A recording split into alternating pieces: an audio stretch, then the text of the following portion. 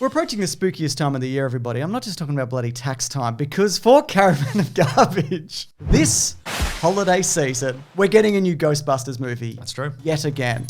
They've made it. They made it. Reviews are in. There's a boy called Podcast in it or something. I haven't seen it yet. No, I haven't seen it either. I am looking forward to it, though, but I got to say, I'm not a massive Ghostbusters fan. So what we're going to be doing, we're going to be going through the Ghostbusters Skrilogy. That's Scare and Trilogy, even though they're not that scary, and it's not really a trilogy. And Skrillex isn't in any of them, as far as I know, unless there's a little kid called Skrillex also. A new one, but I haven't seen it. But leave a like if you could, because we are, of course, starting out with the classic that kicked it all off. That's right. 1984's Ghostbusters #1. Big number one. Now, you are a massive Ghostbusters fan, is that correct? It's true. I've seen Ghostbusters maybe more than any other film. Even Police Academy 6, which you've seen 12 times in a day or something? I've seen Police Academy 6 24 times. It's not important. The reasons are not important, James, but I think I have seen Ghostbusters more times than that, yeah. Okay. I saw it on TV as a kid, and I loved it. It's fun, good time Ghostbusting, you know? It is fun, good time. And look, going back to this, it's a real oddity. What's interesting to me about this, and I just only touched on this briefly because I'd love for you to talk about it more,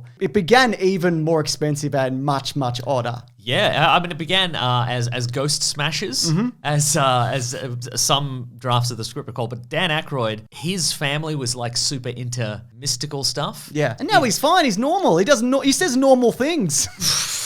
He sells normal vodka in normal bottles. But so his father wrote a book called The History of Ghosts. Yeah. His mother had claimed to see ghosts, and I think his great grandfather. He was a mystic. Okay. He was a dentist, but he was also a mystic. And he held seances to see if he could speak to the dead. I think he had some correspondence with Sir Arthur Conan Doyle. Right, okay. The writer of the Sherlock Holmes stories, because they both shared an interest in mysticism. And the occult. And the occult and all that sort of stuff. So like his household was all about this kind of stuff. But also I think he also loved movies and Hollywood and all that sort of stuff. And like the golden years of Hollywood, there were a bunch of like, you got a comedic actor and they encountered some ghosts and spooky stuff. Like Abbott and Costello. Abbott Costello. Whatever, there was like some Bob Hope movies where he encountered some spooky situations, all that sort of stuff. So I think he kind of wanted to combine the two, but he also wanted to be a vehicle for, a couple of his friends as well. So he wrote it for specifically himself, John Belushi, and Eddie Murphy. But what's interesting is the original script has quite a few similarities to what eventually came up on screen. Like the Ghost Smashers or the Ghostbusters or whatever they were going to be called. They were still like blue collar guys in jumpsuits, and it was still kind of like, just a dirty job, but somebody's got to do it. But also it was set in the far-flung future of the year 2012. And it was also like covering time and space and dimensions. And they were flying out into space and all sorts of kind of crazy stuff. It was like an intergalactic adventure kind of thing. And so he brought this to Ivan Reitman, who was like, this is too much. We cannot do this. This is a $300 million movie. Yeah, and movies don't even make that money currently, so this will absolutely not happen. So he brought in Harold Ramis, who had written, I think, on Stripes, the army comedy with Bill Murray also. It was the In the Army Now of its day. That is, yes. Yep, terrific. And then they basically all worked on it together and came up with kind of a very much more grounded kind of thing, which I think absolutely works in its favor. Totally. I mean, and production-wise, of course, John Belushi did pass away while Dan Aykroyd was writing it, which is very sad. And then Eddie Murphy was doing Beverly Hills Cop, I think. Yeah. And that would have clashed. So they brought in Bill Murray, of course, to take Belushi's role. And then Harold Ramis was just like, I'd like to be in this.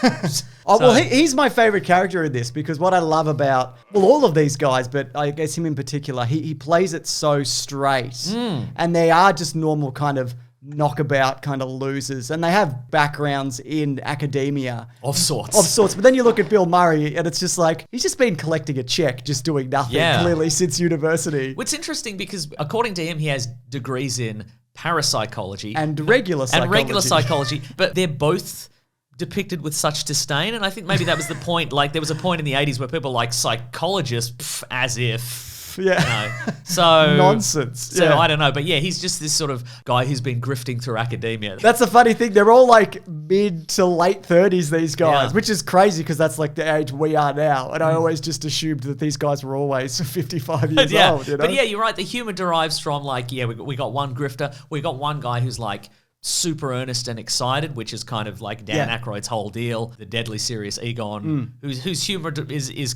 comes from this idea of like he's taking this so seriously. There's no room for jokes or fun in this. Well, one of my favorite lines in this is where I think Venkman says to him, "This is like the time you tried to drill a hole in your head." And he said, "That would have worked if you hadn't stopped me." Yeah. And look, I don't know what he was doing there, but assuming he was just trying to drill a hole in his head, yeah, that would have worked if somebody didn't stop him. That drill would have gone all the way through. Yeah, and then of course we get Ernie Hudson as just a guy who's willing to just take a check. I mean, it's it's New York, and jobs are probably hard to come by. So he's gonna take this job. And again, like that combination, I've always loved this idea of like these absolutely huge supernatural forces just combined with just a grimy, awful New York, just a regular New York with people yelling out of windows and whatever, and just these people messing with forces beyond human comprehension. Yeah. But by the end, they're just like these blue-collar tired dudes like plumbers, just like rat catchers or pest controllers. They're just over the top of like the ectoplasmic containment unit just smoking cigarettes. They don't care anymore, you know? Yeah, I love that. I love they're just in grimy overalls. They're not great guys in general. They are in it for money, obviously, but I guess it's more the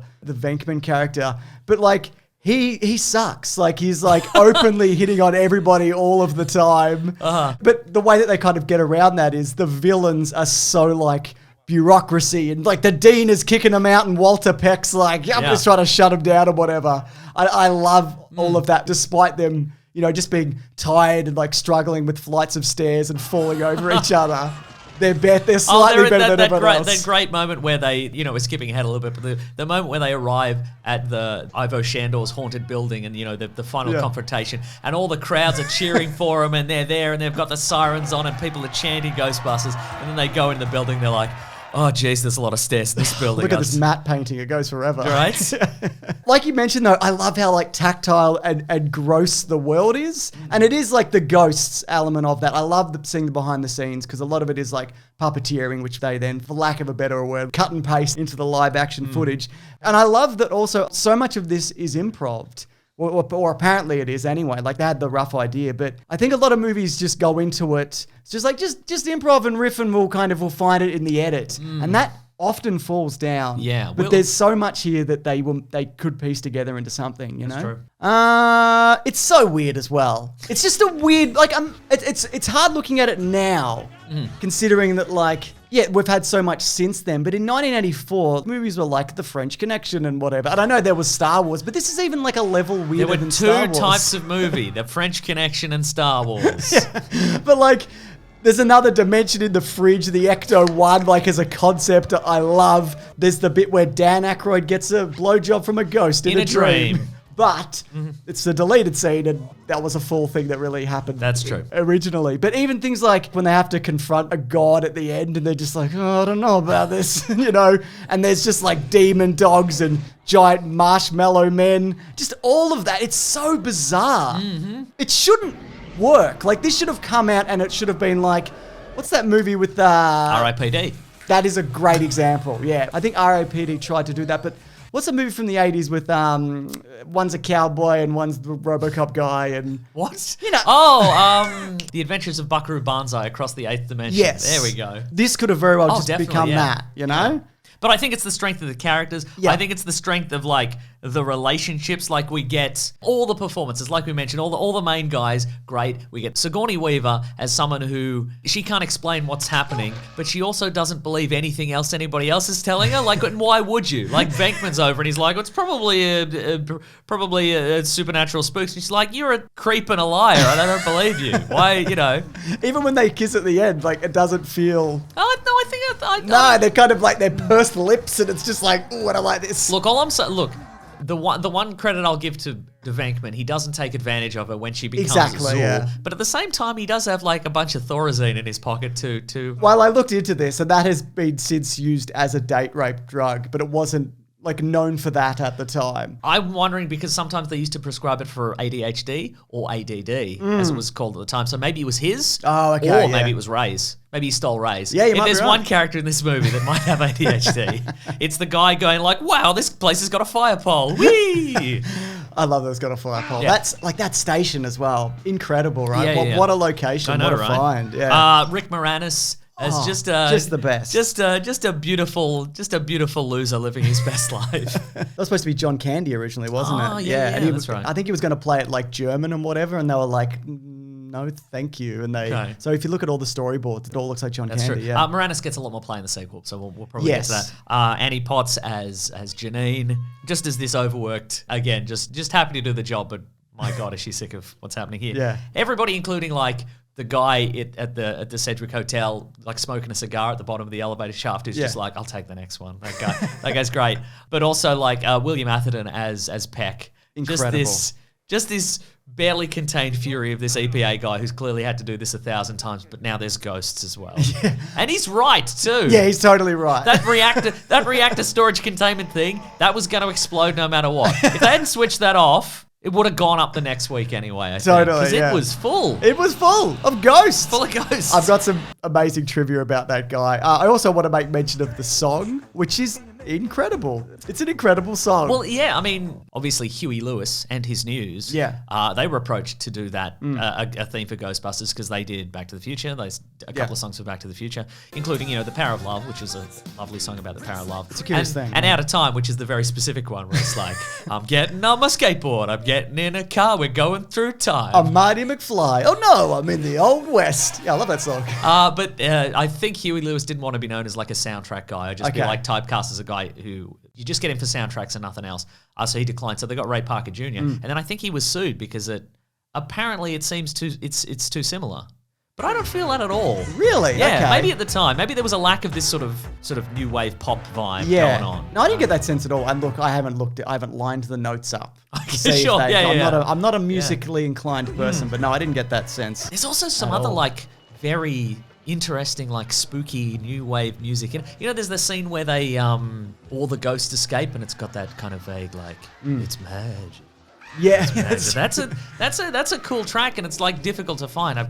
The guy's name is Mick Smiley. Okay, and he made that song, and then he wrote some other songs for some other artists, and he kind of like quietly disappeared off the music scene. He kind of magic. Ghosts running amok in New York. I could just watch that all day, and it's interesting because like a lot of that stuff is quite janky. And seeing like the demon dogs like stop motion their way around. Like it's not good. But it's also it doesn't matter at all. But it's also what I love about the mythology is that terror dogs, I should say as terror well. dogs, yeah. What I think is interesting about the mythology is we get so many hints to a lot of stuff, but it's never fully explored, and that's okay. Yeah. You know what I mean? And I think these days every reference to, Torgs and giant slaws and etc. would have to be explained somehow, but in this it's just like there's demons, and there's also people coming back from the dead. Like that dead cabbie is coming back. I think that's better, though, than being like, well, okay, so Slimer was a regular man, and now he looks like this is a ghost. But even though some ghosts don't look like that, some ghosts just look like decomposing taxi drivers or whatever. Like, you don't get into it, because the more that you do, the dumber it gets. That's true. And I think because this movie... But to answer your question, James, a torb is like a giant eel, but it's got arms. Okay, yeah, it's that like was a giant my question. Eel. Yeah. You don't need to touch on any of that, though, because the characters and the story move so well that you don't think about it. Be like, wait a minute, this doesn't... How is he eating hot dogs? You probably know about this, though, because you're the number one Ghostbusters fan. And if anyone's in here thinking that they're the number one Ghostbusters fan, I don't know what to tell you. Nick Mason's going to stab you for saying that. Leave a like to prove I'm wrong. So, yeah, there was a controversy surrounding the name. Filmation owned the rights to a show in the 70s called The Ghostbusters. 3 words, The Ghostbusters, yeah. So the plan was initially to film both versions, as in like, we'll get everybody chanting Ghostbusters. The crowd, yeah. We'll put the sign up saying Ghostbusters, then we'll set everything up again and we'll go with Ghost Breakers. And we'll just do that every time. And very early on in filming, they just went, we're not doing this. Like, this is going to take forever. So they had to work something out legally. And it turns out that the guy who ended up being the head of Filmation worked on this for a time and like waved it through, luckily. Yeah, I mean, I think it still cost them $500,000, but they eventually got it through. Yeah, and of course, this of course led to the live action TV series, The Ghostbusters, becoming an animated series, which led to the had a gorilla in it. I was so confused. A haunted car. Yeah, exactly, and which then led to the animated adaptation of this Ghostbusters being called The Real Ghostbusters. Yeah. Which is explained in story, James. Why is he blonde though? I mean, for action figure purposes. Oh, yeah. Because otherwise it's just 4 Bill Murrays. That's a good point. You're not going to get those likenesses right. No, it's 3 Bill Murrays and an an Ernie Hudson, but Yeah, yes. exactly. Yeah. Would you like some trivia, but ghost trivia? Yes. As I've named this section. Yeah. So Slimer was supposed to be based on John Belushi, right? Okay, yeah. And there's an interesting documentary on Netflix, among many, that talk about, these movies. But at the very last minute, they were like, can you make this look like John Belushi? And he's like, well, it's tomorrow. Like, we're filming it tomorrow. I can't. Uh-huh. So when they came in, he just went, yeah, I did it. And they went, great. Looks just like him. He's got hot dogs falling out of his butt just like John Belushi did. Winston also was going to have a much bigger role, obviously, because it was written for Eddie Murphy. But when Bill Murray came on, it's like, oh, we've got a funny guy. We'll give most of the stuff to that. Apparently when Reitman and Ramis brought Bill Murray in, to the project, and they're like, do you want to do a pass on this script? He's like, no, you guys got it. It's fine. I'll just do whatever. But again, Ramis had written for Bill Murray in Stripes. So they're like, I think we got the voice of this guy. Yeah, so. they'll figure it out. So yeah, the moment where Venkman gets slimed, that was supposed to be Winston. There was a bunch of stuff like that, and Ernie Hudson wasn't particularly happy about, because it's like, in the script it says that I'm doing this, but now I'm entering the movie like 50 minutes in or whatever. Yeah. Which, I can understand. Pee Wee Herman was going to be Gozer at one point. Oh, interesting. Yeah. I don't think that's as good. I like the idea of like a gender fluid kind of, like David Bowie-esque kind of for sure. Yeah. nightmare creature. I wonder also, like, Pee Wee Herman, I think maybe would have thrown people out of the movie at that point. I think so, yeah. Okay, so Harvey Comics, the creator of Casper, sued the producers claiming the ghost in the logo was too close to Casper. So the court ruled against them, stating that there were only so many ways you could draw a ghost. That's true. Which I guess, and also it's got a pointed head and Casper's got a round head. That's true. Yeah. And, the Ghostbusters logo ghost is a generic ghost, whereas Casper is a boy who died. He tragically died. He fell down a well. Is that true? He drowned. No, I don't know. I don't know how he...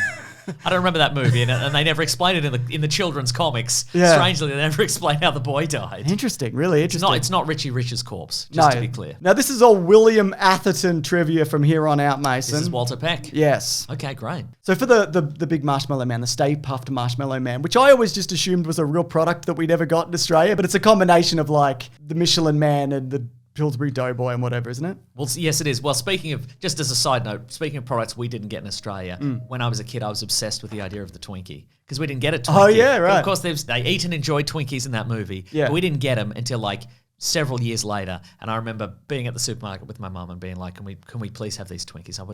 I've been dreaming about these Twinkies for my I'm the number one Ghostbusters fan. I'll Ghostbusters stab anybody who says I'll otherwise. stab you, Mum. But please can I have these Twinkies? We're going to have like a big packet of like 10 Twinkies, and I put the first one in my mouth, and I'm like, this is awful. These are the worst thing. These are physically unpleasant. It's the fake cream that gets me. Yeah. Just go to a bakery. Bakery. Anything's better than Twinkies, honestly. And they don't last forever. That's a myth. That's true. That's a myth, Mason. Yeah. So anyway, they used shaving cream for the Stay Puft Marshmallow Man when he exploded, right? Yeah. It's also interesting that Bill Murray has like no shaving foam on him, like at all, really. And everybody else is just soaked in it. So before the big drop on William Atherton, the actor asked Reitman if it was going to hurt. And he said he didn't know. So what they did, they unleashed 75 pounds of shaving foam onto a stuntman to prove it was fine. And it completely flattened him. Yeah. So they took out half of the shaving cream. 75 pounds of shaving cream. It still weighs 75 pounds. It's that, yeah, exactly. It's that ton of bricks, ton of feathers situation, isn't it? So they took half of it out and then they went from there. But this, I think, is my favorite bit of trivia. And I absolutely think that William Atherton has like come around to this since. And he plays like a sleazebag in Die Hard and whatever. That's true, yeah. But Ivan Reitman recalls running into William Atherton, who plays Walter Peck, about a year after the film came out. Instead of warmly greeting Reitman, Atherton was genuinely angry and upset, telling the director that he couldn't go into a bar without people wanting to pick a fight with him. People would also scream at him in public. Ramis recalls Atherton telling him about a time when he was walking in downtown New York and a bus full of tourists yelled "Dickless" at him. There it is. And, that's a mark of a great character. I agree. And a great performance of that character. That's a character you love to hate. But he's right. He's right, though. Anyways, I want to talk about box office before we wrap things up. Let's do it. You might be thinking, like, why do they keep making these?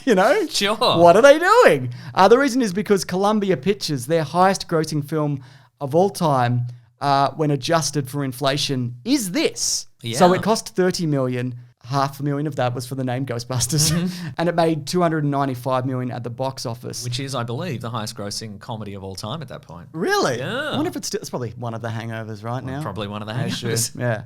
But here's something I thought was incredible. So Bill Murray only agreed to do the movie if Columbia financed a remake of The Razor's Edge. Anyway, it had a very mixed reception. It made $6 million at the box office on its $12 million budget. Ooh. So there you go. People would just rather see Bill Murray roll in at literally the last minute, which is what he did. They didn't know whether he was going to show up on the day and then just be like, I don't know, I'll just say whatever, I guess. Sure. I'm just going to insult everybody on set. I'm going to keep moving. Terrific. All in all, it is definitely the pinnacle of this series. Yeah, I think it kind of is. And I kind of wish it was a one and done. I think there's some other good stuff in other properties like since then. And it's always nice to see those characters. Totally. Whether it be in a sequel or a video game or this new thing. Yeah. Some of them are going to be in that, I guess. Oh, just some miscellaneous things that I forgot about. The librarian is also great.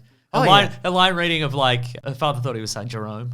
Right, yeah. And also I love there's a couple of moments where it nearly becomes a musical. Did you notice that? No. It just nearly becomes a musical. Oh, when they're on the steps of... Yes! Yeah, you're right, yeah. It's wild. I've seen that movie so many times, but every time I see that, I think it's going to be like, call it faith, call it hope, call it... And then it's just not a musical. It's just not. Anyways, it's been Caravan of Garbage. We do this here every week. We'll be back next week to talk about Ghostbusters #2. Ghostbusters go bananas. That's right. In NYC. That's right. Because they heart NYC, don't they, Mason? You better believe it. It's actually the one that I saw first, so I have a lot of fond memories for it, but I haven't seen it in decades. It is the first Ghostbusters I saw in the cinema. Okay, sure. Yeah, that big cinema experience for me. Do I still love it? Dunno. But if you do have any suggestions for Caravan of Garbage, please leave them below. And if you do like seeing these early, because maybe you do, if you head over to bigsandwich.co, you sign up. It's like our Patreon. It's $9 a month. There's bonus podcasts, there's movie commentaries, there's early videos. There's just a bunch of stuff going on there if you are interested, including our podcast, The Weekly Planet, where we talk movies and comics and TV shows, goes out ad-free a day early on Sunday as opposed to Monday. Terrific. I'm at Mr. Sunday Movies on Twitter. I'm at Wikipedia Brown on Twitter. And we think Ghostbusters is... The first one is good. It's good. That's what we think. Good movie. Yeah. All right, let's go. Grab that jammy, guys. We'll see you next week. Goodbye.